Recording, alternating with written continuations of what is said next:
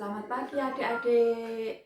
Kita ketemu lagi lewat sidang anak-anak online. Adik-adik, kakak harap kalian semua tidak bosan-bosannya untuk mengikuti sidang anak-anak secara online. Nah, adik-adik, walaupun kita secara online, kalau adik-adik mengikutinya penuh dengan semangat dan sukacita, adik-adik tetap juga sukacita. Nah, adik-adik, kakak pagi ini mau kembali melanjutkan kisah perjalanan bangsa Israel yang masuk ke kota Yeriko. Nah, adik-adik, sebelum kita melanjutkan cerita, kita berdoa dan menyeru nama Tuhan.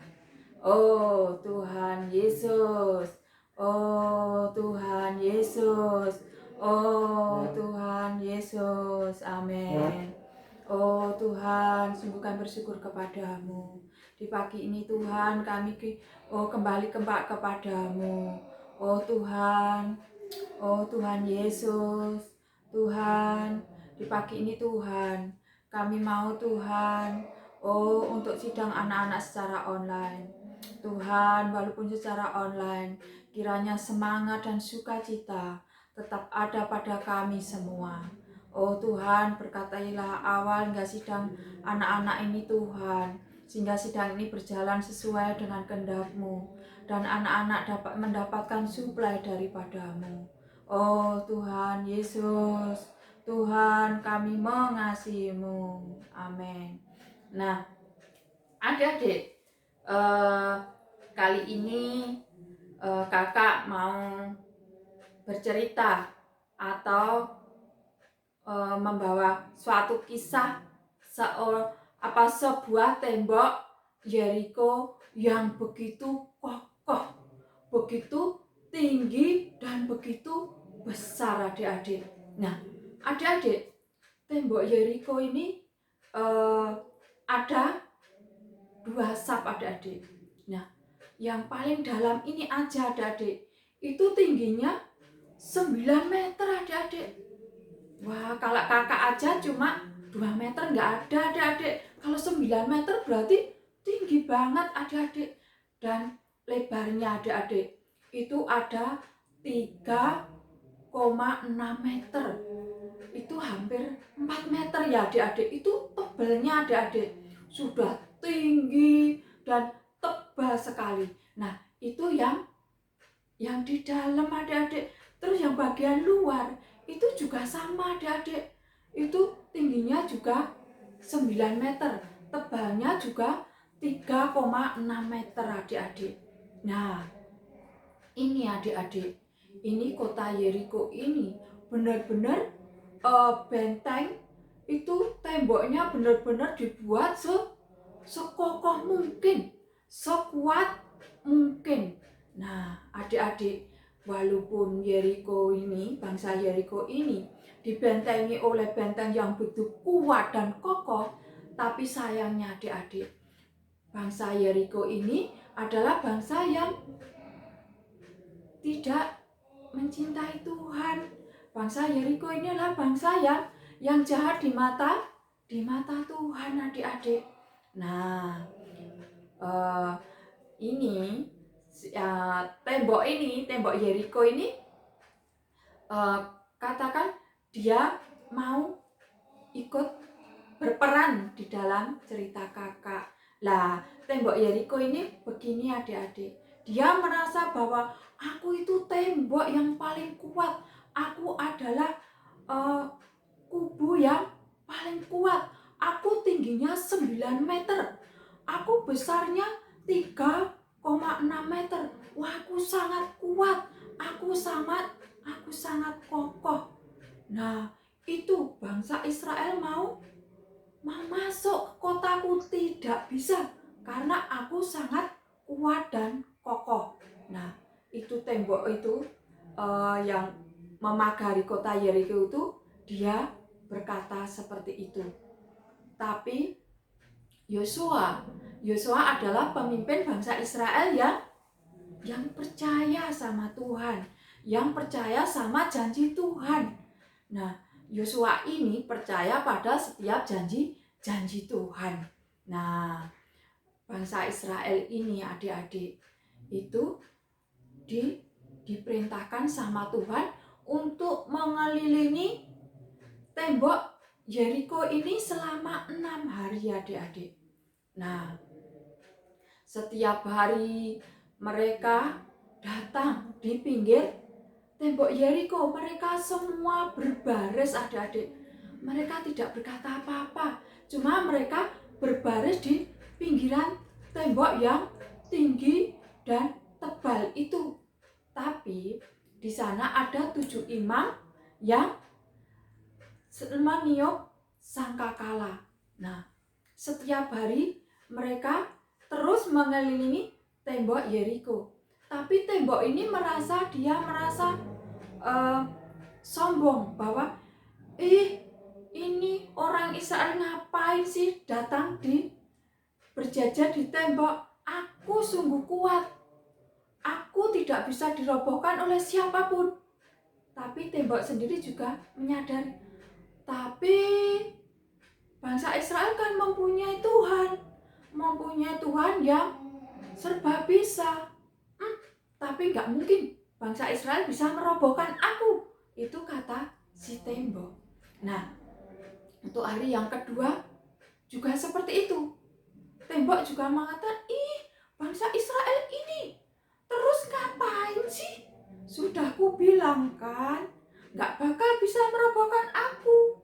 Aku tembok yang paling kuat untuk melindungi Yeriko. Udah kubilang, jangan meniup sangkakala. Aku nggak bakalan roboh. Nah, dindingnya terus berkata seperti itu. Sampai pada hari yang ke-6. Tembok pun juga berkata seperti itu. Ya ampun, sudah kubilang, jangan mengelilingi aku, jangan berbaris di tepiku. Aku nggak bakalan bisa rubuh, aku nggak bakal runtuh. Ini 7 imam ini cuma meniup sangkakala terus. Dah capek aku. Tapi kan Allah Israel, Tuhan Israel serba bisa. Aduh, kok perasaanku nggak enak ya? Kenapa ini? Kok rasanya kok dak-duk ya? Ada apa ya? Sudah 6 hari bangsa Israel terus berjajar, berbaris di dinding, di tembok Yeriko ini. Tapi kok lama-lama hatiku nggak enak ya? Waduh, ada apa ya ini? Nah, adik-adik, dinding ini terus dia berkata bahwa dia terlalu kuat. Dia tidak bisa dirobohkan. Tapi dinding sendiri ini, tembok ini menyadari bahwa bangsa Israel mempunyai Tuhan yang serba bisa. Nah, dia juga takut adik-adik. Jangan-jangan dia bisa rubuh, dia bisa rusak, dia bisa berantakan. Nah, untuk hari yang ke-7 adik-adik, untuk hari yang ke-7 ini tembok Yeriko ini dia semakin ketakutan adik-adik. Waduh, ini sudah yang 7 kalinya. Kok perasaanku gak enak ya? Ini ada apa ya? Aduh, itu bangsa Israel terus berbaris itu. Sangkakala. Loh, itu ada sangkakalanya berbunyi lagi. Waduh, kok saya goyang-goyang? Aku goyang-goyang. Ternyata adik-adik, untuk hari yang ke-7 ini, tembok Yeriko rubuh adik-adik. Tembok Yeriko ambruk adik-adik. Nah, adik-adik, Tuhan bangsa Israel, Tuhan yang berkuasa, Tuhan yang serba bisa adik-adik. Nah, kalau misalkan bangsa Israel tidak taat sama firman Tuhan, nah bangsa Israel ini tidak bisa merubuhkan tembok Yeriko yang begitu tinggi, begitu tebal. Nah, karena bangsa Israel juga taat sama firman Tuhan, bangsa Israel juga taat sama janji Tuhan, maka tembok Yeriko ini bisa dirubuhkan, yaitu dengan bangsa Israel berbaris di tepi tembok Yeriko, dan 7 imam meniup sangkakala. Tapi yang hari ke-7 ini para imam ini membawa tabut Tuhan. Jadi tabut Tuhan disertakan di luar tembok Yeriko. Nah, adik-adik, dari cerita kakak ini mengingatkan kita semua bahwa sekuat apapun kita, kalau kita tidak percaya sama Tuhan, kita tidak percaya sama janji Tuhan, itu bukan apa-apa, itu bukan siapa-siapa. Jadi di sini kita diingatkan bahwa kita harus percaya pada setiap firman Tuhan. Kita harus percaya pada janji Tuhan. Nah, ini bangsa Israel ini bangsa yang benar-benar percaya pada setiap firman Tuhan. Maka Tuhan selalu membantu bangsa Israel. Nah, sama aja adik-adik ya. Adik-adik, setiap adik-adik punya masalah, entah itu besar atau entah itu kecil, adik-adik juga harus belajar percaya pada firman Tuhan, percaya pada janji Tuhan, bahwa Tuhan akan menyelesaikan semua masalah adik-adik. Dengan cara adik-adik harus membawanya setiap masalah dan perkara adik-adik datang pada Tuhan, berdoa pada Tuhan.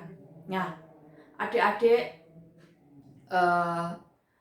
kakak mau mengingatkan kembali, dan kakak akan selalu mengingatkan kalian kembali bahwa adik-adik harus mulai belajar untuk membaca Alkitab. Adik-adik harus menikmati firman Tuhan. Adik-adik harus belajar mendoa bacakan firman Tuhan. Adik-adik harus terus belajar untuk berdoa. Nah, adik-adik, kakak akan senantiasa mengingatkan kalian untuk selalu semakin mencintai Tuhan, semakin percaya pada Tuhan, dan semakin beriman pada Tuhan. Nah, adik-adik, cerita kakak sampai di sini. Terima kasih adik-adik telah mengikuti sidang anak-anak secara online ini. Sebelum kita berpisah, mari kita menyeru nama Tuhan dan berdoa. Oh Tuhan Yesus, oh Tuhan Yesus, oh Tuhan Yesus. Tuhan, sungguh kami bersyukur kepadamu. Engkau telah membimbing kami awal hingga akhir di sidang anak-anak online ini, Tuhan. Kiranya Tuhan, oh sidang di pagi ini, oh semakin menambahkan iman percaya pada anak-anak. Anak-anak semakin mengasihimu, anak-anak semakin mencintaimu. Oh anak-anak Tuhan, semakin Tuhan mendambakan dirimu. Anak-anak semakin Tuhan merindukan kasih-Mu. Tuhan, kami hanya bisa Tuhan bersandar padamu, berharap dan mendambakan dirimu. Tuhan, kami serahkan semua anak-anak ke dalam tangan kasih-Mu Tuhan. Jaga rawat mereka semua. Oh Tuhan, jauhkan mereka dari segala sakit, penyakit maupun virus Tuhan. Oh Tuhan, dalam kondisi apapun, kami percaya Engkau senantiasa menjaga dan merawat mereka semua sekeluarga. Sungguh Tuhan, kami hanya bisa berharap kepada tangan kasih-Mu, berharap pada belas kasih-Mu. Dalam nama Kristus Yesus kami berdoa dan mengucap syukur. Terima kasih Tuhan. Amin.